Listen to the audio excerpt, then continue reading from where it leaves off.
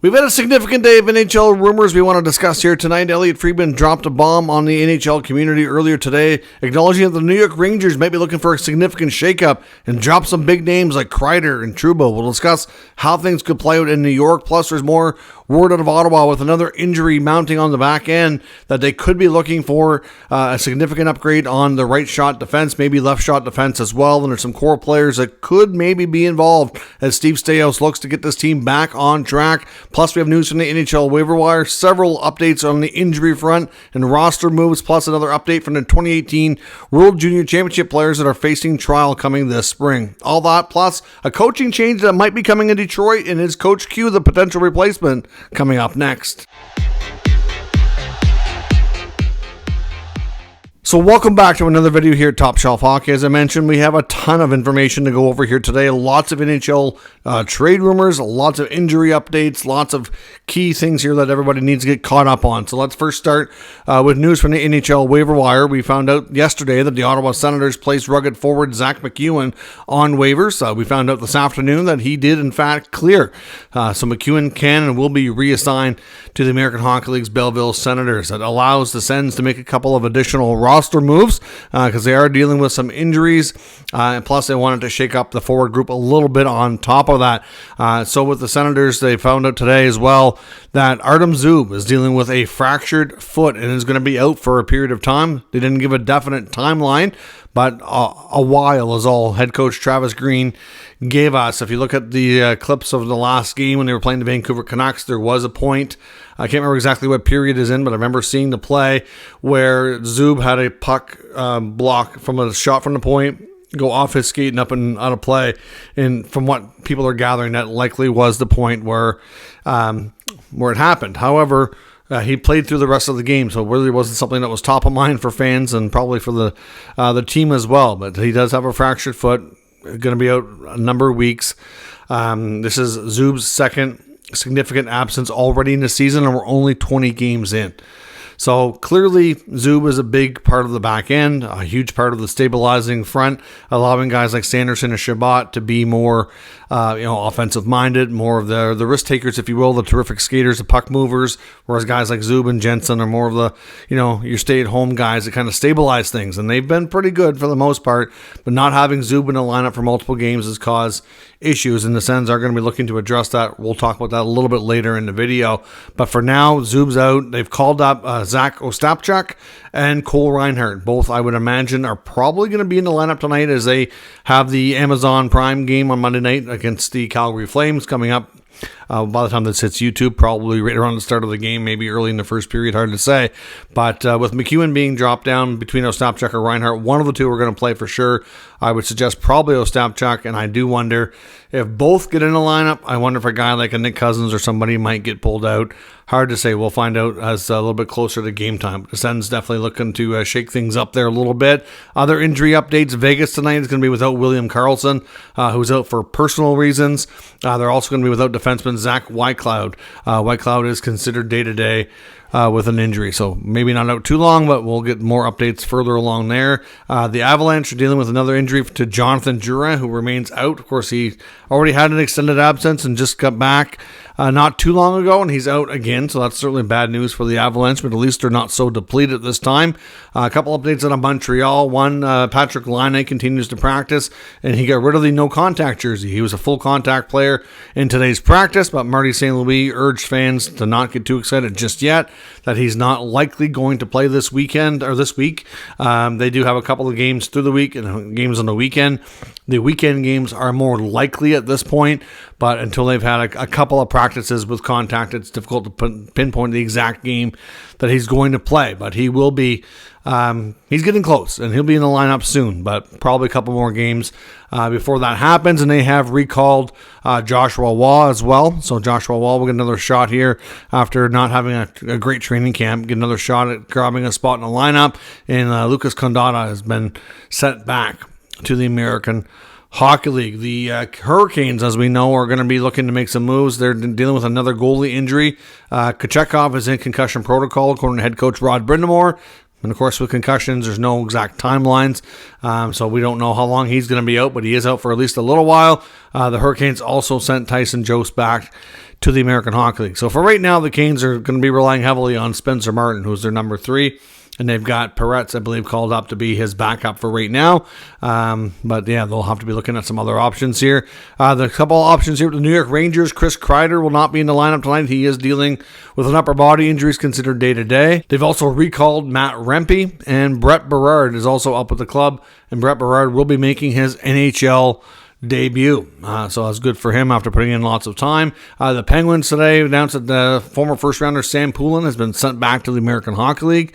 So he's been downgraded. The Canucks are getting closer to having Brock Besser back. He looked good in practice today, but he doesn't appear to be 100% ready, but he is in a full contact jersey.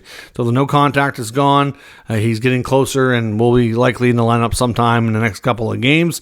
The Oilers today confirmed with head coach Chris Knoblauch that Zach Hyman and Victor Arvidsson are both going to be out for about another week, and they will miss a minimum of about 2 games each. And the Anaheim Ducks today also confirmed that Mason McTavish, who's been out for a few games, is back, and he's been activated from injured reserve. So those are all your updates. Actually, one more. Detroit is going to be without Patrick Kane tonight. He's not going to be in the lineup and is considered day-to-day. Patrick Kane certainly not having quite the season this year like he did last year. When he first joined the Red Wings late into last year's campaign, he produced on a point-per-game clip, and so far this year, he's producing at about half of that. So I'm sure over time he'll pick things up. I mean, he looked so good last year, it's hard to envision such a sharp decline this year, but overall, he's not the only one on the team. And I think it's, lots of other factors in there, but obviously missing time won't help, but maybe it'll give him a little bit of a rest and a reset that he needs to get things back on track when he comes back.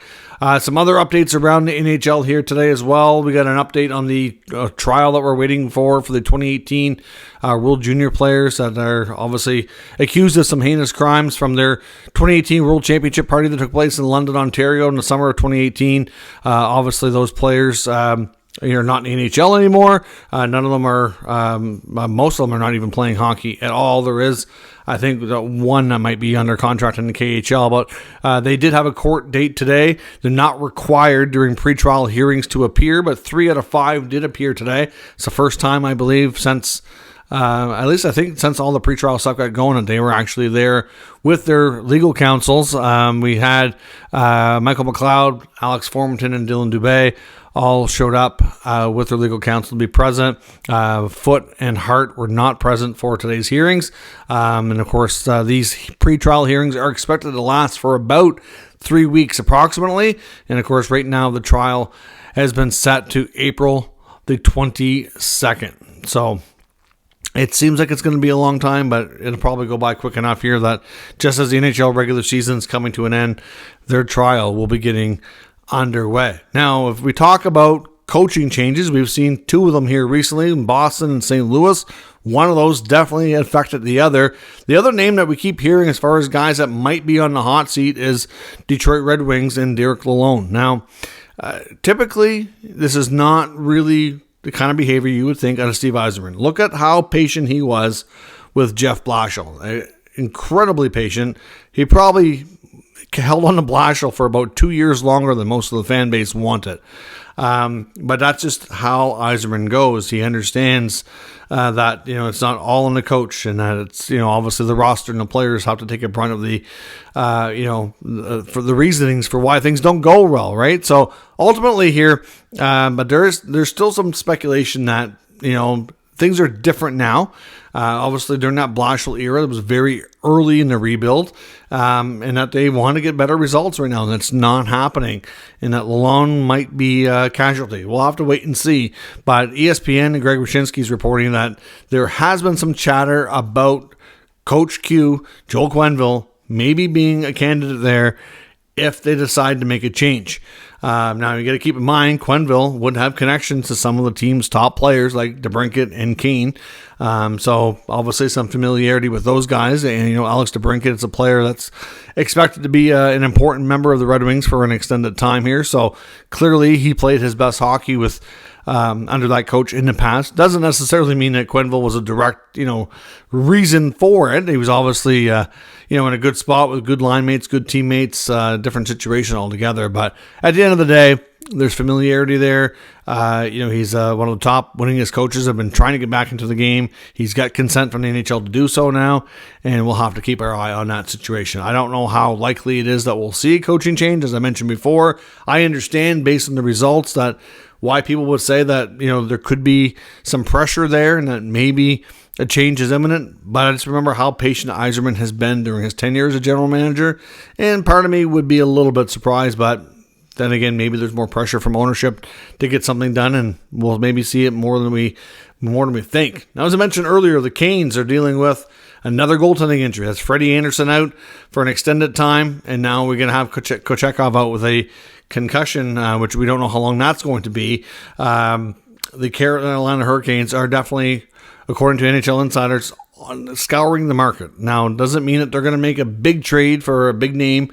They might, but it's more likely than not that they'd probably find, a veteran on a short-term contract who could come in and just be a stabilizing force. Now, they very well will probably try to ride things out here a little bit, be patient. They have Spencer Martin. They'll kind of probably wait and see how the next few days go here with Kochekov. I'd be surprised if we get like a really, really quick trigger action here. I don't think that's going to be the case, but you never know. There has been some links of the Hurricanes to a guy like John Gibson, though, in Anaheim. With Anderson being out so long, if they feel like whoever they bring in is an upgrade over Martin, they could run with Gibson or whomever and Kochekov as the tandem, and then have Anderson come back late in the season as like your bonus goalie, but it could create cap problems as well, especially if that goalie like Gibson is making, a more significant amount of money than somebody on a 1-year deal at $1 million or less. That doesn't complicate things quite so much here, but the Hurricanes definitely looking at the goalie market, seeing what's out there, and we'll have to wait and see what happens. Now, of course, as I mentioned, lots of talk about the Ottawa Senators here in recent days. We talked about last night how there's been some reports that they could be making a, I don't want how to describe it, but, a core shakeup type of trade. This team has, again, had a bad November for I don't know how many years in a row, and find themselves on the outside looking in. Once again, you can tell the frustration is setting in. They have a huge game tonight against the Calgary Flames, and to be honest, winning solves everything. I think they win tonight, and that maybe the trade chatter calms down a bit, because then they're going on a road trip, and they're facing a bunch of teams that they really should be able to win. And if they can duplicate what we had seen the Buffalo Sabres do through California, you know what? They'll be right back in it, and things will probably calm down. But with the Zub injury, it's definitely complicating things on the blue line. You got Zub out now. Tyler Cleven's had a few rough games lately. He's a young defenseman with a ton of potential. Had a good start to the year, and I know I debated with a few people in the comment section. Like, I've seen every minute of their season so far, and to be honest, I really like Cleven. He's big, he's physical. There's lots to like about his future, but in the last 2 or 3 games, he's had numerous bad decisions that have led to goals against, whether it be D-zone covered, bad pinches. Like, it's real easy. If you look at the goals against, there's a number of them that he's a big reason why they happened. So, again, it's one of those scenarios where I think the team would probably wish they had a veteran guy that could come in and kind of take the pressure off Cleven. You know what? Maybe Cleven takes a game or two out as a reset. It doesn't hurt young players to do that sometimes. Look at the Flyers just did it with Matvei Michkov. Even a player of that caliber is getting that same kind of treatment. It would not be bad, but the problem is the Sens don't have depth because of their cap situation. So they need to figure out a way to improve the depth of the decor. The Zub injury complicates things, obviously. So now the trade talk out of Ottawa is that Steve Staios is looking hard at the market for help on the blue line, but I would suspect that it's probably going to be a right shot, not a left shot. Theoretically, Cleven is healthy. He can play. They're going to probably need him to play through those struggles and to work on getting better without taking him out of the lineup. But you still have Shabbat and Sanderson on that left side. You now have JBD and Travis Hamonic. On the right, you have obviously Nick Jensen. You don't need to bring in somebody immediately, but you take Zub out of that mix, and that right side suddenly looks a fair bit weaker. So I'm not sure who they're going to be able to target here. Clearly, the problem is with their cap situation. Once they demote MacEwen to the minors after clearing waivers today, they're only going to have just a little shy of 1.5 million, like 1.4 or something like that. They're going to have an available space. That's not a big amount of money. It's going to have to be something is going to have to come off the roster, money in, money out. Now, the money coming in might be able to be a little more than the money going out, but not drastically more. So it's hard to say kind of what they might target here. I really don't know, but they're definitely looking for the blue line. I know Bruce Garriock had mentioned earlier today in an article, again from last night, that he's also hearing rumblings that they're considering a trade to shake up the core. Frank Saravalli on his DFO show run today made mention that he's hearing from league executives that they are having some trade conversations about a core trade to shake things up, and that Josh Norris's name keeps coming up. Doesn't mean they're going to trade Norris, but I think at the very least they're kind of, having some conversations just to see what's out there and just to kind of weigh their options. I think ideally they'd rather have the players improve their play and kind of play their way out of it and not do anything drastic, because I think overall they like their team, but sometimes it doesn't matter if you like your team or not. If they're not getting the job done, you have to make a change. It's just that simple. So, could we see a significant deal of a Norris for a top right-hand defenseman? That wouldn't be shocking. I know a name that comes to mind is Mackenzie Weegar, who's visiting the Sens tonight. I don't know that the Flames really want to make any trades to subtract right now. Clearly, they're in a situation where they're doing well, doing better than expected. They're winning. Do they really want to do that? I know the Sens would probably love Weegar, but again, don't know. We talked before about Erik Karlsson, but that's very complicated from a contract standpoint. Nostalgia-wise, it's a nice thought, but again, how in the heck do you make that work? And is he really the right fit anymore? So I'm not really sure who they go after, but the Sens are scouring for defense. And there's some chatter around Norris, if they do make a core trade, that he might be the guy that they're kind of shopping around. So we'll see and what happens here. But the Sens definitely need to do something, and winning solves everything. But the big bomb that we got today from Elliot Friedman was about the New York Rangers. The Rangers got a pretty decent record, but are they where they want to be? No, they have pretty high expectations. So even though you can have a winning record, you can be in a playoff spot, doesn't mean you're happy. And Chris Drury and the Rangers are not happy, especially after taking a 6-2 thumping to the Edmonton Oilers the other night at Edmonton.